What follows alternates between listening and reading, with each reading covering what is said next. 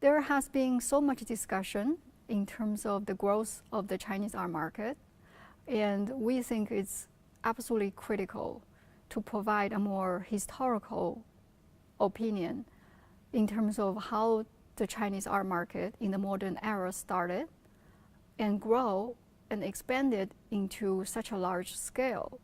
So today, Chinese auction market is the second largest in the world after the United States, before UK.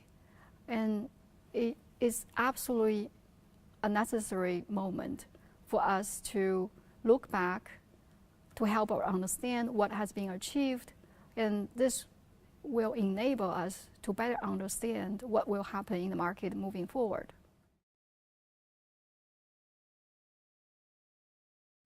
If we are talking about any market in terms of the scale and trading activity, we are looking at supply and demand. So especially the art market often is very much supply driven by the supply of high quality of artworks. So to answer your question, when the state-owned antiquity shops, they were acting as the only legal entity to trade art, they were able to source artworks from many individuals in China who received back their private collections before Cultural Revolution from the government after the Cultural Revolution as part of a restitution process.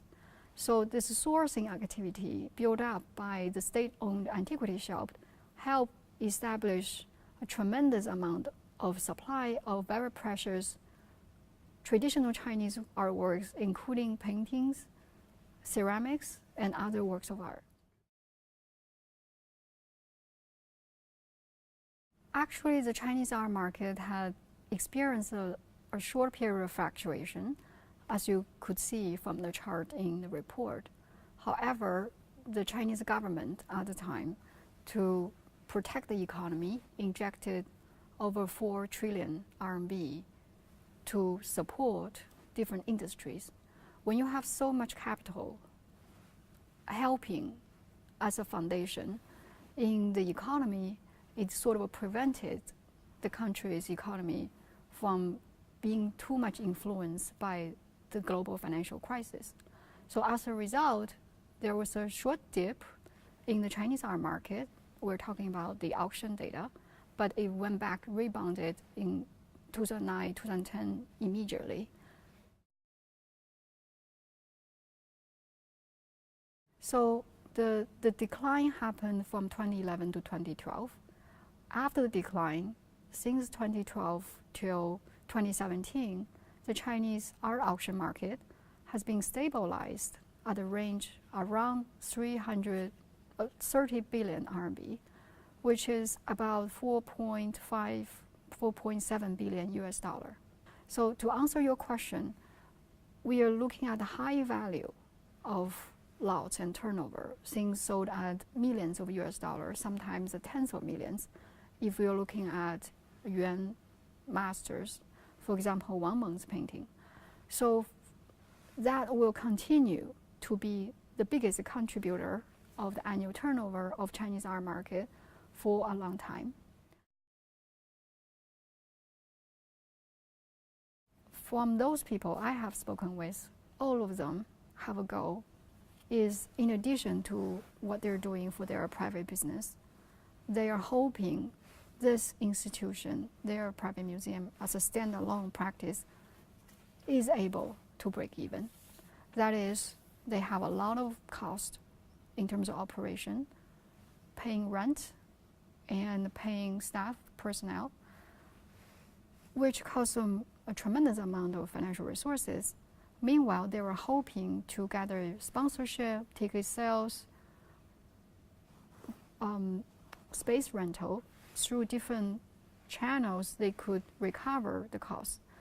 So a lot of private museum owners told me they're hoping in the 5 years they could let this entity to be able to survive on their own.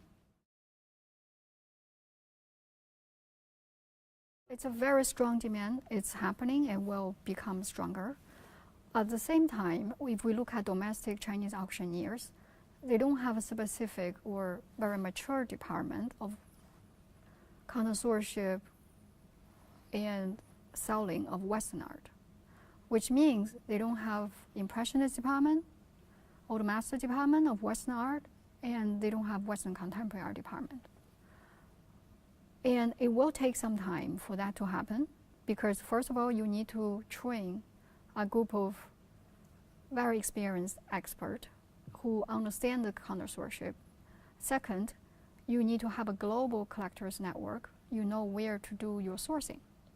So during the lead time for that happen at the domestic Chinese auctioneers, there is demand from the younger generation who want to buy Western art, but they cannot meet that demand through local auctioneers. As a result, the only way for them to be satisfied of this buying desire is through Western galleries, Western art fairs, and Western auctioneers, for example, Christie's and Sotheby's. Yes, that's already happening.